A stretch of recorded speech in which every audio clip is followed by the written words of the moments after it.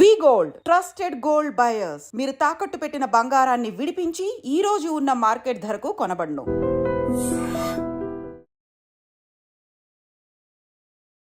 నమస్తే, welcome back to IT media. నేను మీ ఝాన్సీ. జనరల్గా మనం ఎందులోనైనా ఇన్వెస్ట్మెంట్ చేయాలి అన్నప్పుడు మ్యూచువల్ ఫండ్స్ ఇంకా గోల్డ్ ఇన్వెస్ట్ చేయండి అని చెప్తూ ఉంటారు. అలాగే ఎండోమెంట్ ప్లాన్స్.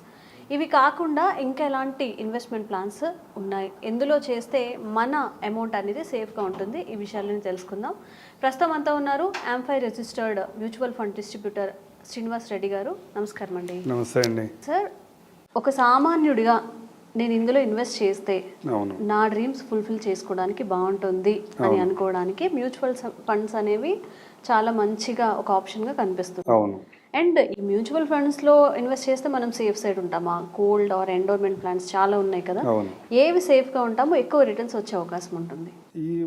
మనం ఏదైతే మాట్లాడుతున్నామో ఎండోమెంట్ ప్లాన్స్ కానీ, గోల్డ్ ఇన్వెస్ట్మెంట్ కానీ, మ్యూచువల్ ఫండ్ ఇన్వెస్ట్మెంట్ కానీ, లేదా రియల్ ఎస్టేట్ కానీ, ఇవన్నీ కూడా లాంగ్ టర్మ్లో వెల్త్ క్రియేట్ చేసే ఆప్షన్స్ అందరికీ కూడా. కానీ ఏ ప్రోడక్ట్లో ఎంత రిటర్న్స్ వస్తుంది, ఆ రిటర్న్స్ మన అవసరానికి తగ్గట్టుగా ఉంటున్నాయా లేదా, లేకపోతే ఏదైనా ఇన్వెస్ట్మెంట్లో మనం ఇన్వెస్ట్ చేసినప్పుడు మనకి అవసరమైనప్పుడు విత్డ్రా చేసుకోవడానికి ఛాన్స్ ఉంటుందా లేదా అన్నది యాజ్ ఏ ఇన్వెస్టర్గా. అంటే హెచ్ఎన్ఐస్ గురించి అయితే నేను మాట్లాడను, కానీ బిలో మిడిల్ క్లాసా లేకపోతే లోయర్ మిడిల్ క్లాస్లో ఉన్నవాళ్ళు ఎక్కడైనా ఇన్వెస్ట్ చేస్తుంటే ఇలాంటివన్నీ కూడా చాలా జాగ్రత్తగా అర్థం చేసుకున్న తర్వాత మాత్రమే ఇన్వెస్ట్ చేయాలి. జనరల్గా ఎండోమెంట్ ప్లాన్స్ అంటే ఇప్పుడు కొంచెం ట్రెండ్ కొంచెం మారి వేరే ఆప్షన్స్కి వస్తున్నాం. కానీ ఇంతకుముందు ఫ్యామిలీస్లో ఏమన్నా కొత్తగా పిల్లలు పుట్టినా లేదా పిల్లలకి ఏదైనా మంచి జాబ్ వచ్చినా ఒక ఎల్ఐసి, ఒక ఇన్సూరెన్స్ పాలసీ చేయండి. ఒక ఇన్సూరెన్స్ పాలసీ చేస్తే అదొక మీకు భరోసాగా ఉంటుంది లాంగ్ టర్మ్లో. లాంగ్ టర్మ్లో పిల్లల ఎడ్యుకేషన్, మ్యారేజ్కు, ఇంకోదానికి రిటర్న్స్ బాగుంటాయి అని చెప్పి ఒక ఎండోమెంట్ ప్లాన్ ఇచ్చేవాళ్ళం. ఆ ఎండోమెంట్ ప్లాన్లో ఏముంటుంది, రిస్క్ కవరేజ్ ఉంటుంది. అట్లాగే న్యాచురల్ రిస్క్ కవరేజ్ కూడా, పర్టికులర్గా న్యాచురల్ డెత్ కూడా. అంటే చాలా ఇన్సూరెన్స్ ప్లాన్స్లో మాకు న్యాచురల్ డెత్ వస్తుందా, ఓన్లీ యాక్సిడెంట్లాగా ఇస్తారంటారు. కానీ ఎండోమెంట్ ప్లాన్స్లో న్యాచురల్ డెత్ ఇస్తారు, యాక్సిడెంటల్ డెత్ కవర్ చేస్తాం. ఇవేమీ జరగకుండా టర్మ్ పీరియడ్ వరకు ఉన్న వాళ్ళందరికీ మెచ్యూరిటీ ఇస్తారు. దాంట్లో రకరకాల ఆప్షన్స్తో ఒక ప్లాన్ ఉంటుంది. తర్వాత గోల్డ్ మనందరికీ తెలిసిందే, మన ఫేవరెట్ అందరికీ కూడా. జనరల్గా లాస్ట్ 25 సంవత్సరాల్లో లేదా ఒక 40 సంవత్సరాలు హిస్టరీ కనుక, అంటే ఈక్విటీ మార్కెట్స్ ఎప్పుడైతే ఇండియాలో స్టార్ట్ అయినాయి అప్పటి నుంచి క్యాలిక్యులేట్ చేస్తే ఇయర్ ఆన్ ఇయర్ 10% కంటే కొంచెం ఎక్కువ రేట్నే జనరేట్ చేసింది గోల్డ్ కూడా. లేదా రీసెంట్ అంటే లాస్ట్ 40 years అంటే టర్మ్ వినటానికి కూడా చాలా ఎక్కువగా కనపడుతుంది. ఒక 25 years తీసుకుంటే, అంటే రీజనబుల్ టర్మ్ అది కూడా. 25 years తీసుకుంటే ఈక్విటీ మార్కెట్స్లో మేము ఏదైతే రెగ్యులర్గా స్టాక్ మార్కెట్లో ఇన్వెస్ట్ చేయండి, ఇండెక్స్లో ఇన్వెస్ట్ చేయండి అని చెప్తామో, వీటన్నిటికంటే ఇండెక్స్ కన్నా కూడా గోల్డ్లోనే ఎక్కువ రేట్ని వచ్చింది. గోల్డ్లోనే ఎక్కువ రేట్ని వచ్చింది. ఏదైతే ఇండెక్స్ ఫండ్ అని మనం ఏదైనా సెన్సెక్స్లో ఇన్వెస్ట్ చేయండి, మీకు మార్కెట్లో వాలటైలిటీ రిస్క్ చాలా తక్కువ ఉంటుంది, మీకు రిటర్న్స్ ఎక్కువ వస్తాయని మేము ఏదైతే చెప్తామో, దానికన్నా కూడా లాస్ట్ 25 years డేటా మనం క్యాలిక్యులేట్ చేసుకుంటే గోల్డ్లోనే ఎక్కువ రేట్ని వచ్చింది. అది కూడా మంచి ఇన్వెస్ట్మెంట్ ఆప్షన్. ప్లస్ వరస్ట్ టైమ్స్లో, అంటే ఎకానమీ అంత పెద్దగా పెర్ఫామ్ చేయట్లేదు అన్న టైంలో రియల్ ఎస్టేట్ కానీ, లేదా మ్యూచువల్ ఫండ్స్ కానీ, లేదా ఇంకే అసెట్ క్లాస్ అయినా సరిగా పెర్ఫామ్ చేయట్లేదు, డిమాండ్ లేదు అనుకున్న టైంలో కూడా గోల్డ్ మనం లిక్విడేట్ చేసుకుంటాం చాలా ఈజీ. ఇమ్మీడియట్గా అంటే ఒక అవర్స్లోనే దాన్ని క్యాష్గా లిక్విడేట్ చేసుకునే ఆప్షన్స్ మనకు ఉన్నాయి ఇవాళ. అట్లా పోతే వీటన్నిటితో పాటుగా రీసెంట్గా మనం ఒక 10-15 years నుంచి బాగా ప్రాముఖ్యంలోకి వచ్చినాయి మ్యూచువల్ ఫండ్స్. మ్యూచువల్ ఫండ్స్లో ఏముంటుంది అంటే గోల్డ్లో ఇన్వెస్ట్ చేయాలన్నా 1 gram 2 grams అని ఇన్వెస్ట్ చేసుకుంటూ వెళ్ళాలి. వాళ్ళు 1 gram తీసుకోవాలంటే మినిమం 8,000-9,000 ఉంది.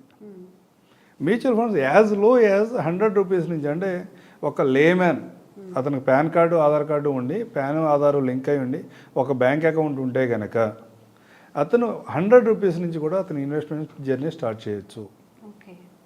ప్లస్ రిటర్న్స్ ఎట్లా ఉంటాయి లాంగ్ టర్మ్లో. మనం ఏదైతే ఇంతకు ముందు మాట్లాడుకున్న గోల్డ్ గురించి కానీ, మ్యూచువల్ లేదా ఎండోమెంట్ ప్లాన్స్ గురించి అని మాట్లాడుకున్నామో, వీటన్నిటితో పోల్చుకుంటే కూడా దీంట్లో లాంగ్ టర్మ్లో హిస్టారికల్ రిటర్న్ తీసుకున్నా లేకపోతే ఎక్స్పెక్టేషన్ తీసుకున్నా కానీ ఇవన్నీ కూడా ఇన్ఫ్లేషన్ బీట్ చేసుకుంటా జీడిపి కంటే ఎక్కువ గ్రోత్ని జనరేట్ చేస్తున్నాయి చాలా ఫండ్స్.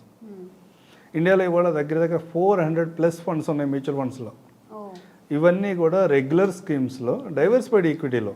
నేను సెక్టార్ ఫండ్స్ గురించి ఏం మాట్లాడుతున్నా, లేదా ఇండెక్స్ ఫండ్స్ గురించి ఏం మాట్లాడుతున్నా, ఓన్లీ డైవర్సిఫైడ్ ఈక్విటీ ఫండ్స్లోనే మనం సోకాళ్ళుగా మనం మాట్లాడుకునే small cap, mid cap, large cap, flexi, multi అనే వీటిల్లో కూడా దగ్గర దగ్గర 400 ఫండ్స్ ఇప్పుడు మార్కెట్లో ఉన్నాయి. 400 ఫండ్స్లో దగ్గర దగ్గర 18 ఫండ్స్ 25 ఇయర్స్ కంప్లీట్ చేసుకున్నాయి ఇప్పటికీ. ఈ 25 ఇయర్స్ కంప్లీట్ చేసుకున్న ఈ ఫండ్స్ రిటర్న్స్ ఎట్లా ఉన్నాయని క్యాలిక్యులేట్ చేస్తే ఇందాక మనం మాట్లాడుకునేటప్పుడు గోల్డ్ ఈక్విటీ కంటే ఎక్కువ రిటర్న్ జనరేట్ చేసిందని నేను చెప్పాను. గోల్డ్ కన్నా కూడా ఎక్కువ రిటర్న్ జనరేట్ చేసింది దగ్గర దగ్గర 15 ఫండ్స్. అవుట్ ఆఫ్ 18లో 15 ఫండ్స్ లాస్ట్ 25 ఇయర్స్లో గోల్డ్ కన్నా ఎక్కువ రిటర్న్ జనరేట్ చేసినాయి. ప్లస్ దాంట్లో 18లో ఒక 10 ఫండ్స్ అయితే కరెక్ట్గా మనం క్యాలిక్యులేట్ చేస్తే గోల్డ్ కన్నా డబుల్ రిటర్న్ జనరేట్ చేసినాయి. ఇట్లాంటి ఆప్షన్స్ రకరకాలుగా ఉంటాయి. ఎండోమెంట్ ప్లాన్స్లో ఏముంటుంది, మీరు ఏదైనా ఒక పర్టికులర్ టర్మ్ కోసం పాలసీ తీసుకుంటే ఆ టర్మ్ అయిపోయే వరకు మీరు కంటిన్యూస్గా పే చేయాలి. ఆ టర్మ్ అయిపోయిన తర్వాత మీకు మెచ్యూరిటీ వస్తే మధ్యలో రిస్క్ ఏమైనా జరిగితే రిస్క్ కవరేజ్ వస్తుంది. జనరల్గా ఎండోమెంట్ ప్లాన్స్ మనం తీసుకుంటున్నప్పుడు ఒక 25 ఇయర్స్ పిల్లాడికి ఏదైనా పాలసీ ఇస్తుంటే కూడా 40 ఇయర్స్ దగ్గర ఆగిపోతాం. అందుకంటే ఎక్కువ టర్మ్ తీసుకోలేం. ఎందుకంటే కంటిన్యూ పే చేయాలి, ఫ్యూచర్లో ఫైనాన్షియల్స్ ఎలా ఉంటాయో తెలియదు కదా అని 20 ఇయర్స్ 25 ఇయర్స్కే మనం లిమిట్ అయిపోతాం. మ్యాక్సిమం కూడా ఈ 35 ఇయర్స్ వరకే ఉంటాయి. కానీ అదే మ్యూచువల్ ఫండ్లో స్టార్ట్ చేస్తే కనుక అదే అమౌంట్ మ్యూచువల్ ఫండ్లో స్టార్ట్ చేస్తే చాలా ఆప్షన్స్ ఉన్నాయి కాబట్టి ఒక చోటే పెట్టే అవసరం లేదు. కాబట్టి అదే మ్యూచువల్ ఫండ్లో ఏముంటుంది, మీరు ఎన్ని రోజులైనా ఇన్వెస్ట్ చేయొచ్చు. ఎంత అమౌంట్నైనా ఇవాళ స్టార్ట్ చేసినా ఫ్యూచర్లో దాన్ని ఇంక్రీజ్ చేసుకోవచ్చు, డిక్రీజ్ చేసుకోవచ్చు, హోల్డ్ చేసుకోవచ్చు. లేదా మధ్యలో పార్షియల్ ఏమనగా అవసరాలు ఉంటే కనుక మీ అవసరాలకు తగ్గట్టుగా దాంట్లోంచి విత్డ్రా చేసుకోవచ్చు.